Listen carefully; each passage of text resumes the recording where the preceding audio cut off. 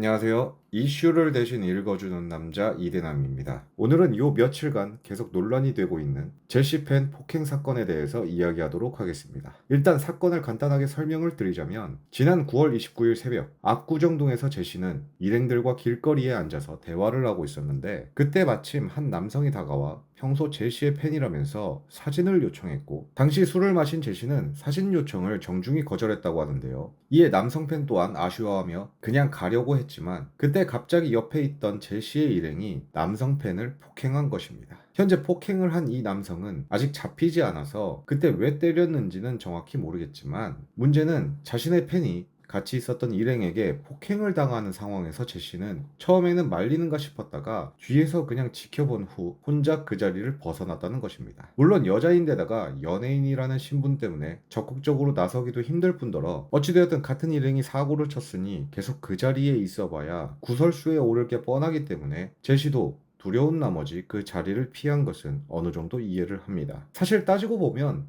제시가 폭행에 가담한 것도 아니고 싸움을 부추긴 것도 아니었을 뿐더러 새벽 시간이라 제시가 술을 마셨다면 제대로 된 판단을 할 수가 없었을 수도 있습니다. 하지만 사건이 일어난 장소에서 그냥 떠난 뒤에 바로 술집으로 갔다는 것은 팬에게 사랑을 받는 연예인으로서 그리고 도의적으로 봤을 때 상당히 문제가 있다고 보여지는데요. 폭행이 일어났던 곳에 끝까지는 못 있어줄 망정 내 팬이 그런 일을 당했는데 태연하게 술을 마시러 간 것은 제시가 아무리 해명을 한다고 해도 비난을 피하기는 힘들 것입니다. 그리고 그만큼 이미지적으로도 큰 타격을 입을 수밖에 없겠죠. 피해자는 현재 제시와 일행들을 경찰에 고소를 한 상태인데 여기서 황당한 것은 제시와 일행들은 이미 경찰 조사를 받고 있는 상황인데도 불구하고 정작 폭행을 했던 가해자는 어디에 있는지조차 모른다고 합니다. 그와 관련해서 바로 어제 제시는 직접 경찰에 출석해서 조사를 받았고 기자와의 인터뷰에서 때린 사람을 빨리 찾았으면 좋겠고 벌을 받았으면 좋겠다. 제가 있는 그대로 오늘 다 말하고 오겠다면서 경찰 조사에 성실히 임할 것을 얘기하면서도 가해자와는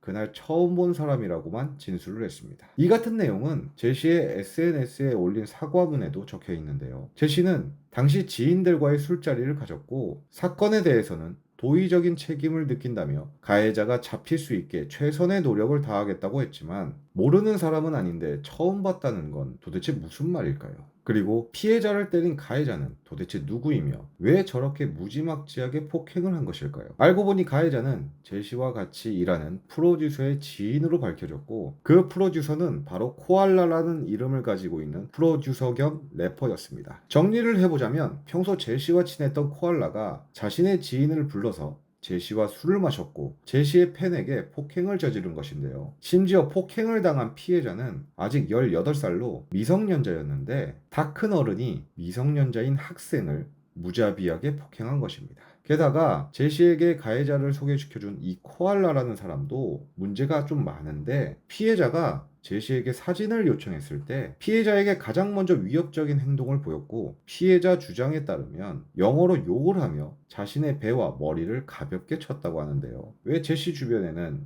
저런 놈들만 있는 것일까요? 그리고 가해자가 중국인이라 현재는 한국에 없어서 가해자를 검거하는 것도 쉽지 않아 보입니다. 그런데 아예 모르는 사람이라면 가해자를 찾는데 시간이 많이 걸리겠지만 제시는 코알라와 절친 사이이고 코알라가 가해자에게 전화를 해서 조사를 받게 하면 그만인데 왜 가해자에게 직접 연락을 해서 부르지 않는 것인지는 쉽게 이해가 안 되는데요. 결국 이렇게 이해가 안 되는 행동들 때문에 사람들은 하나같이 제시와 코알라를 비난하며 지금도 계속 추가 제보가 들어오고 있다고 합니다. 그리고 그 많은 제보 중에 하나가 바로 이태원 폭력 사건인데요. 제시는 과거 이태원 클럽에서 제시 일행에게 폭행을 당했다는 피해자의 고소로 지금과 비슷한 경찰 조사를 받은 적이 있습니다. 그때도 제시는 당시에 싸움을 말리고 있었을 뿐 절대 폭행을 하지 않았다고 주장을 했는데요. 결론적으로 그 당시 피해자는 제시 일행에 대해 고소를 모두 취하했는데 피해자의 일방적 주장에 의하면 제시 또한 자신을 폭행했으며 당시 직장 때문에